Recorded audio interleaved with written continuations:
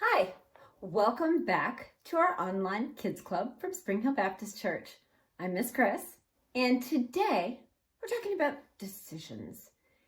And these decisions, well, the kind that you might want counsel on. What does that mean? Somebody's advice. But whose advice should we take?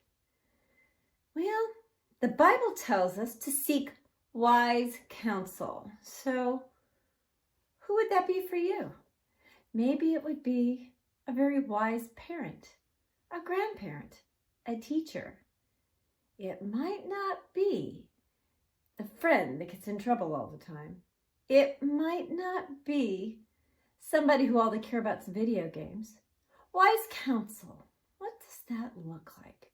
Today, Haley has to make that decision.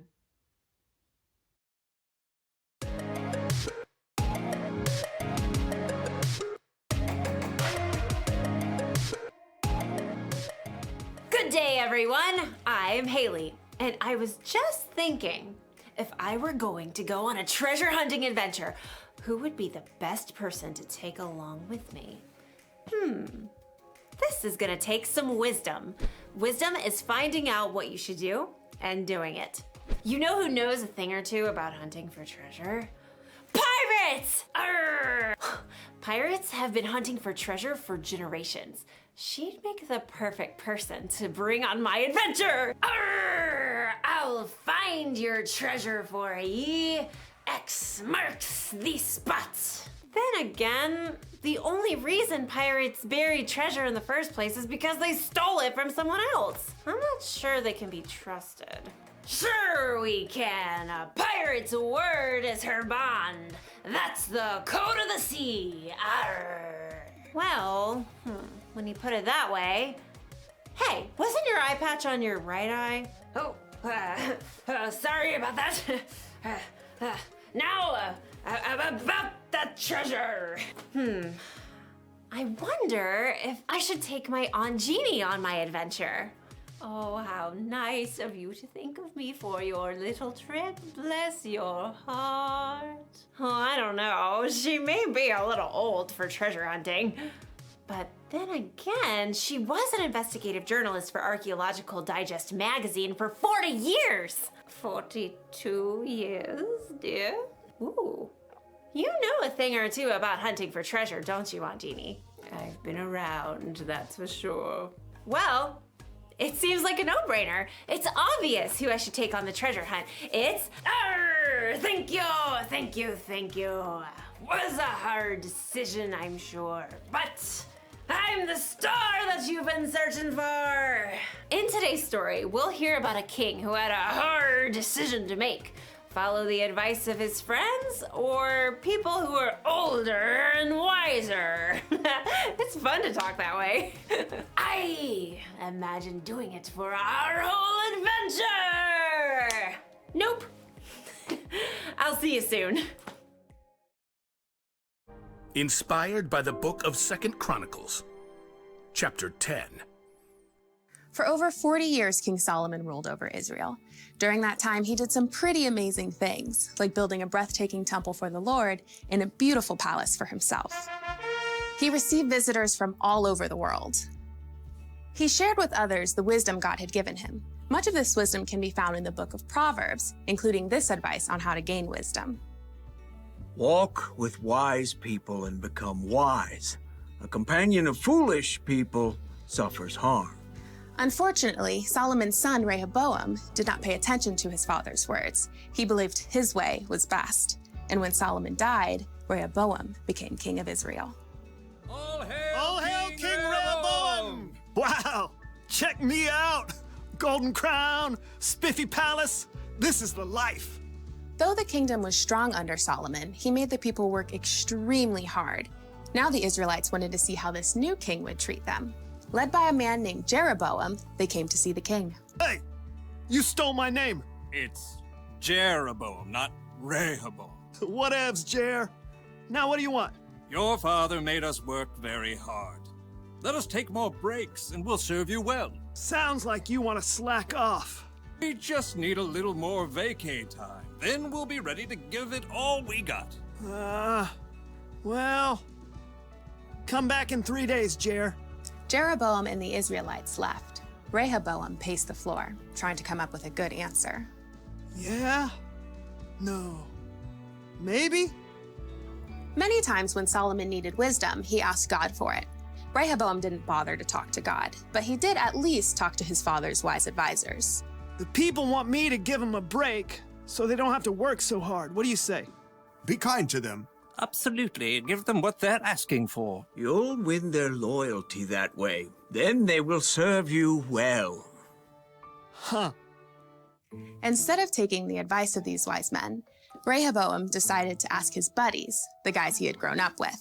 He found them eating honey cakes and debating racing chariots. Gotta go with gold rims is what I say. Nah, gold is all show. You have to add some diamonds for traction. Hey, guys. Yo, What is up, my man? People want me to give them a break so they don't have to work so hard. What do you say? oh, this is good. You get to do the real king stuff now. You gotta show them who's boss. They think your dad was tough? Tell them my pinky finger's stronger than my daddy's legs. Yeah, and my dad gave you a heavy load, but you haven't seen nothing yet. I am gonna lay it on you. Rehoboam frowned. He thought hard. For 2 whole seconds. Whoa! You guys are good. I'm totally doing that. After 3 days, Jeroboam and the Israelites with him returned. Hey, Jer. Your Majesty, will you lighten the heavy workload your father gave us? My pinky finger is stronger than my father's legs. My father put a heavy load on your shoulders, but I'll make it even heavier. My father punished stragglers. I'll double it up. Rehoboam finished with a flourish. He waited for people to tremble and bow low. Are you kidding me?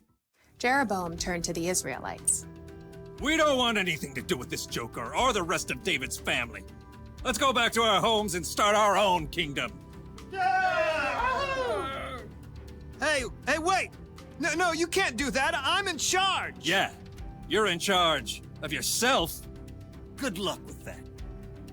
Jeroboam and the men with him marched out and returned to their homes. From that day, the nation was split into 2 kingdoms.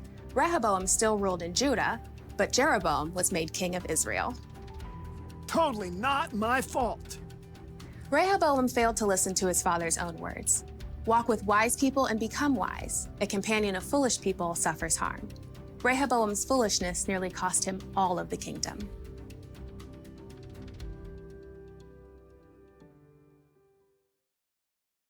King Rehoboam made the wrong choice. He should have remembered what his father, King Solomon, wrote.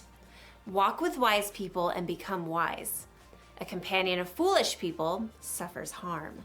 That means if you want to become wise, you should find someone who's wiser than you to spend time with. Jesus' disciples spent 3 years hanging out with him, listening to him teach, watching the wise way he lived. We should find someone to learn from too. Maybe someone older and wiser. Oh, thank you, dear.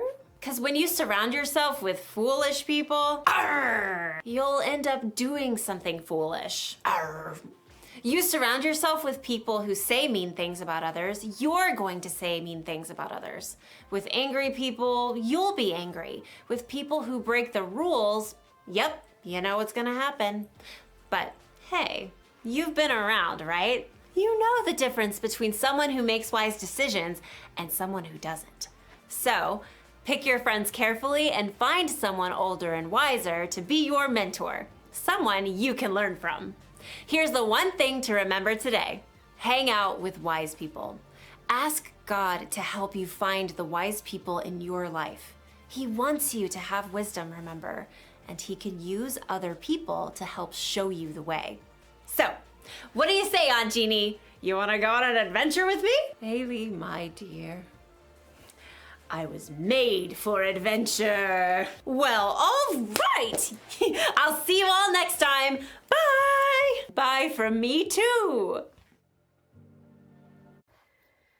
Well, wise counsel. Yeah. Sometimes we're just not sure who we should turn to. So when you don't know, pray about it. God, who should I listen to? Help me find the wise person to give me advice. You just never know who God might send your way. You know, sometimes that wise person might be right there in your own house. Take care, and we'll see you next time.